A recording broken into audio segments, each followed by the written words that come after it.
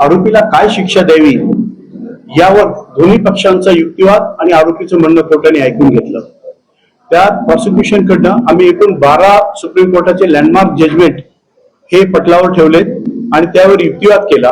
प्रॉसिक्युशनचा युक्तिवाद असा होता की हा जो आरोपी आहे ज्याचं वय 65 वर्ष आहे त्यांनी 3 वर्षाच्या बालिकेवर हे अत्याचार केलेले आहे. हे प्री प्लॅन्ड कॉन्स्पिरसी होती आरोपीची.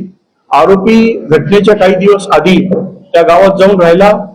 ही बालिका तिच्या केवळ आजीसोबत राहते आहे हे आरोपीने परतवून बघितलं. आरोपीने जागेची रेकी केली. आरोपीने घटनास्थळ हे निश्चित केलं. तिथे त्याचं सामान नेऊन ठेवलं आणि आरोपी काही दिवस वास्तव्यास तिथे गेला. त्यानंतर आरोपीने अतिशय थंड डोक्याने लहान मुलीला गाईचं वासरू दाखवतो हे सांगून त्या घटनास्थळाकडे नेलं. जाताना तिला गाठीशेवचं आमिष दाखवलं, गाठीशेव दिली आणि तिथे नेऊन ह्या बालिकेवर अत्याचार केले. यात अतिशय महत्वाचा मुद्दा म्हणजे सीसीटीव्ही फुटेजेसच्या माध्यमातून 3:12 आरोपी ह्या बालिकेला तिथे नेतो आहे आणि 3:51 हा एकटा बाहेर येतोय. असा हा एकूण 39 मिनिटाचा जो कालावधी आहे ह्या कालावधीबद्दल सविस्तर युक्तिवाद करण्यात आला. यासोबत आरोपीचे वैद्यकीय दाखले, मयताचे वैद्यकीय दाखले आणि FSL चे रिपोर्ट्स यावर अतिशय भर देण्यात आला. या 39 मिनिटात या बालिकेवर एकूण 18 गंभीर स्वरूपाच्या जखमा मिळून आल्या. तिच्यावर अत्याचार झालेला आहे, तिच्यावर लैंगिक अत्याचार झालेला आहे, तिच्याशी अनैतिक संभोग झालेला आहे हे प्रॉसिक्युशनने साबित केलेलं आहे. आणि हे सगळं बघता आरोपीने हा थंड डोक्याने हे कृत्य केलेलं आहे आणि 3 वर्षाच्या बालिकेचा पुढील आयुष्य हे बर्बाद केलं आहे. तिला आयुष्यातून उठवलेलं आहे, तिचं आयुष्य संपवलेलं आहे. त्यामुळे हा आरोपी हा कोणतेही दयेस पात्र नाही. तसेच या आरोपीवर यापूर्वीचे जे 2 गुन्हे होते त्या गुन्ह्यातनं तो निर्दोष मुक्त झाल्यामुळे त्याची हिंमत बळकावली आहे आणि त्यामुळे हा 3रा गुन्हा करण्याची त्याची हिंमत झालेली आहे. आरोपीचं जेव्हा वय 38 वर्ष होतं त्यांनी त्यावेळेस 65 वर्षाच्या महिलेवर अत्याचार केले होते आणि आता आरोपीचं वय 65 वर्ष असताना त्यांनी 3 वर्षाच्या या मुलीवर अत्याचार केलेले आहेत. हा सगळा घटनाक्रम बघता हा आरोपी रिफॉर्मेटिव्ह थिअरी मध्ये घेणं किंवा त्याच्यात काही रिफॉर्मेशन होईल अशा अपेक्षा ठेवणं चुकीचं ठरेल. तसंच हा जो गुन्हा आहे हा अतिशय हिनियस क्राईम आहे, अतिशय गंभीर गुन्हा आहे. क्रूरतेचा कळस आरोपीने गाठलेला आहे. याच्यात आम्ही न्यायालयाचे हे निदर्शनास आणून दिलं होतं की इव्हन या बालिकेचा मृत्यू झाल्यानंतर देखील तिच्या मृतदेहाशी देखील या आरोपीने मृतदेहावर देखील या आरोपीने अत्याचार केलेले आहेत आणि ही अतिशय पराकाष्ठा झालेली आहे. यापेक्षा वाईट काहीच असू शकत नाही. मेहरबान कोर्टाने आज या 12च्या 12 केसवांचा जिस्ट हा वाचून दाखवला.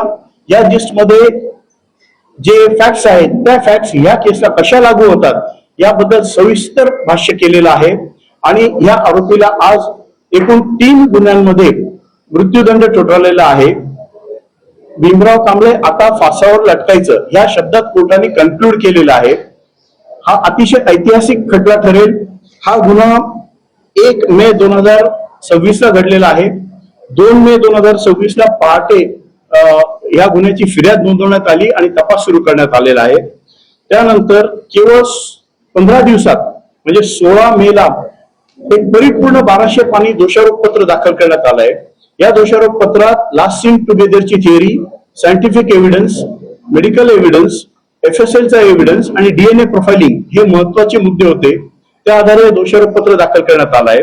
हे दोषारोप पत्र दाखल करण्यात आल्यानंतर 28 मे ला आरोपी विरुद्ध दोष निश्चिती करण्यात आली आणि त्यानंतर 29 मे पासून या खटल्याची सुरुवात झाली आणि एकूण 16 वर्किंग डेज मध्ये प्रॉसिक्युशन कडनं 55 साक्षीदार तपासण्यात आले आणि आज या केसचा हा ऐतिहासिक निकाल आलेला आहे. आज या निकालाचं वाचन करताना कोर्टाने स्पष्ट असं म्हटलं आहे की ऍग्रिगेटिंग सर्कमस्टन्सेस अँड मिटिगेटिंग सर्कमस्टन्सेसवर कोर्टाने सविस्तर भाष्य केलेलं आहे की आरोपी केवळ 65 वर्षाचा आहे ही एकच बाब आरोपीच्या लाभात जाते, परंतु त्याचं विवेचन कोर्टाने असं केलेलं आहे की 65 वर्षाच्या वयात देखील याची ही वासना, याची ही लस्ट जी आहे, या लस्टची वासनेची भूक ही संपलेली नाही. त्यामुळे या मोकळं सोडलं किंवा याला जर जन्मठेपेची शिक्षा दिली तर हा समाजासाठी हा अतिशय घातक ठरू शकतो. ही जी घटना आहे हे थंड डोक्याने विचारपूर्वक केलेला खून आणि लहान मुलीवर केलेला अत्याचार आहे. ही घटना समाजाला हलवून टाकणारी आहे. तसंच ज्युडिशियस कॉन्शियसला देखील ही घटना अतिशय धक्का देणारी आहे असं निकालात नमूद करण्यात आलं आहे. एकूण 137 पानांचं निकालपत्र आहे. त्याचा जिस्ट आज कोर्टाने वाचून दाखवलेला आहे. कोर्टाने निकालपत्रात असंही म्हटलं आहे की सोसायटी आणि ज्युडिशियल कॉन्शियसला अतिशय धक्का देणारी ही घटना आहे.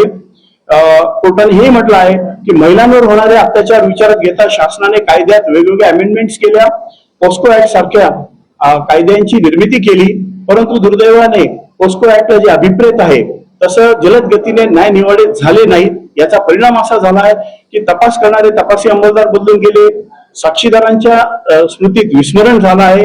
त्यामुळे पाहिजे तसा पुरावा पुढे येत नाही, साक्षीदार मिळून येत नाही आणि याचा निश्चित आरोपी पक्षांना नेहमी फायदा होत गेलेला आहे. परंतु हा खटला एक दुर्मिळ खटला म्हणता येईल की जो ज्या खटल्यात 16 दिवसात 55 साक्षीदारांची साक्ष नोंदवलेली आहे. यात मला मी निश्चित काही गोष्टी हायलाइट करू इच्छितो की पब्लिक परसेप्शन बद्दल देखील कोर्टाने भाष्य केलेलं आहे की अशा पद्धतीचे जे गुन्हे आहेत त्या गुन्ह्यांमध्ये पब्लिक परसेप्शन काय होत चाललं आहे. तसं या गुन्ह्यात आरोपीला आमच्या ताब्यात द्या, आम्ही न्याय आम्ही करू अशी मागणी झाली होती. कोर्टाने जजमेंट मध्ये असं म्हटलं आहे की जेव्हा पब्लिक परसेप्शन येतं, पब्लिक रोष एवढा होतोय, समाजाचा राग एवढा होतो की आम्हाला न्याय करू द्या, यापेक्षा समाजासाठी घातक काही ठरू शकत नाही. अशा वेळेस तातडीने न्याय होणं हे आवश्यक आहे. पब्लिक परसेप्शनचा विचार कोर्टाने अतिशय गांभीर्याने केलेला आहे. या कोर्टात या जजमेंटमध्ये अनेक मुद्द्यांवर भाष्य करण्यात आलेलं आहे. प्रॉसिक्युशननी सर्कमस्टन्सेसची अनब्रोकन चेन ही पूर्णपणे एस्टॅब्लिश केलेली आहे. प्रॉसिक्युशननी FSL चे जे अहवाल आहेत ते वेळेत आणि इंटॅक्ट पद्धतीने कोर्टासमोर आणलेले आहेत. प्रॉसिक्युशननी FSL चे अधिकारी असतील, वैद्यकीय अधिकारी असतील, न्यायवैद्यकीय शाळेचे जे मेंबर्स असतील त्यांची साक्ष कोर्टात नोंदवलेली आहे. कोणताही याचा शॉर्टकट न घेता डिटेल पुरावा कोर्टासमोर आणलेला आहे. हे कोर्टाने निकालामध्ये ऍडमिट केलेलं आहे. यात अनेक जजमेंटचा उहापोह झालाय. कोर्टाने या public perception, mitigating and litigating aggravating circumstances बद्दल स्वतःला काही प्रश्न विचारले व त्याचे उत्तर काय आहेत हे सुद्धा विस्तृतपणे जजमेंटमध्ये मांडलेले आहेत. कोर्टाने या जजमेंटमध्ये तपासी यंत्रणेचं अभिनंदन केलेलं आहे की हा तपास अतिशय मेटॅक्युलस पद्धतीने प्रोफेशनली झालेला आहे. या तपासात पूर्णपणे ई साक्ष ऍपचा वापर करण्यात आलेला आहे. प्रत्येक साक्षीदाराचे जबाब, प्रत्येक पंचनामा ई साक्षीवर अपलोड करण्यात आलेला आहे. त्यामुळे याच्यात कोणताही मॅनिप्युलेशनचा चान्स नाही असं कोर्टाने भाष्य केलेलं आहे. FSL च्या अधिकाऱ्यांचं कोर्टाने कौतुक केलेलं आहे की त्यांनी तातडीने सगळे रिपोर्ट्स अहवाल कोर्टात दिले आणि ते बियॉन्ड रिझनेबल डाऊट साबित करण्यासाठी प्रत्येक जण उभा राहिला. कोर्टाने याच्यात प्रॉसिक्युशनचे अभिनंदन केलेलं आहे की प्रॉसिक्युशन आणि डिफेन्स यांनी पहिल्या तारखेपासून शेवटच्या तारखेपर्यंत एकही तारीख न मागता डे टू डे बेसिसवर हा खटला चालवला आहे. विशेषतः कोर्टाने साक्षीदारांचं देखील अभिनंदन केलेलं आहे की आजच्या परिस्थितीत साक्षीदारांना शोधणं आणि साक्षीदारांना कोर्टापर्यंत आणणं हा जेव्हा एक जिकरीचा टास्क झालेला आहे, असं असताना साक्ष देण्यासाठी, त्या चिमुकलीला न्याय देण्यासाठी साक्षीदार रांगा लावून कोर्टात हजर आहेत. आणि ह्या केस मधलं एक वैशिष्ट्य आहे की एक दिवस असा होता की मॅक्सिमम एका दिवसात 10 साक्षीदार तपासण्यात आलेले आहेत, ज्यात काही लहान मुलं पण आहेत. त्यांची साक्ष कोर्टासमोर आणलेली आहे. प्रॉसिक्युशनकडनं प्रत्येक वेळेस ई साक्ष ऍप ओपन करण्याचा कोर्टाला ऑप्शन ओपन ठेवला आहे. जिथे कुठे शंकेला वाव असेल तिथे ते ई साक्ष ऍप वरनं हा तपास अतिशय नॅचरल कोर्स मध्ये झालेला आहे हे प्रॉसिक्युशन तर्फे कोर्टाला दाखवून देण्यात आलेलं आहे. कोर्टाचा स्टाफ, कोर्टाचा बाकी स्टाफ आणि ह्या प्रॉसिक्युशन मध्ये प्रॉसिक्युशनसाठी जे मदत करणारे लोक आहेत त्या सगळ्यांचं कोर्टाने कौतुक केलेलं आहे. काही वेळातच हे जजमेंट आपल्या हातात मिळेल. यात कोर्टाने लास्ट सीन टुगेदरची थिअरी प्रॉसिक्युशनने बियॉन्ड रिझनेबल डाऊट प्रूव्ह केलेली आहे असं भाष्य केलेलं आहे. याच्यात ही लहान मुलगी हसत खेळत त्या आरोपी बरोबर जात होती आणि तिला माहित नव्हतं की पुढच्या काही मिनिटात तिचं आयुष्य संपणार आहे. अशा याच्यात त्या लहान मुलीने ह्या आरोपीवर विश्वास ठेवून आरोपी बरोबर ती गेली आणि आरोपीने विश्वासघात केलेला आहे यावर कोर्टाने सविस्तर कथन केलेलं आहे. यात आम्ही प्रॉसिक्युशन एजन्सी, इन्व्हेस्टिगेटिंग एजन्सी तर्फे आम्ही सर्व कोर्टाचे देखील आभारी आहोत की विशेषतः या न्यायालयाने त्यांची उन्हाळी सुट्टी ही रद्द करून स्वतः रिझ्यूम होऊन पूर्ण वेळ सकाळी 11 ते संध्याकाळी 6-6:30 वाजेपर्यंत ह्या खटल्याचं कामकाज नॉनस्टॉप चालायचं. फक्त मधला एक ब्रेक कोर्टाने घेतलेला आहे. आम्ही सर्व न्यायालयाचे व न्यायालयीन कर्मचारी व ह्या न्यायालयांसाठी ज्यांनी ज्यांनी मदत केली आम्ही सर्वांचे आभारी आहोत. ह्या निकालात आज कोर्टाने BNS सेक्शन 64, BNS 66(2), 74, 103(1), 173(2), 140, 238 तसेच पोक्सो ऍक्ट 4, 6, 8 आणि 12 या कलमांखाली आरोपीला दोषी ठरवून आरोपीला एकूण तिहेरी 3 खटल्या 3 सेक्शन मध्ये ही मृत्यूदंड फाशीची शिक्षा सुनावलेली आहे. हा एक निश्चितच ऐतिहासिक निकाल ठरलेला आहे. या निकालाचे आम्ही स्वागत करतो. धन्यवाद.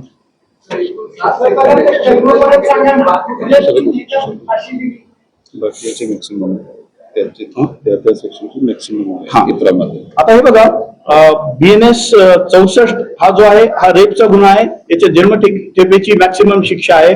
नंतर BNS 65(2) आहे, हे बलात्काराचा गुन्हा आहे.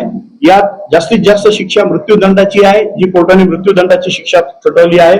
BNS सेक्शन 74 विनयभंग आहे, याला 5 वर्षाची जास्तीत जास्त शिक्षा आहे, ती पूर्ण शिक्षा देण्यात आलेली आहे.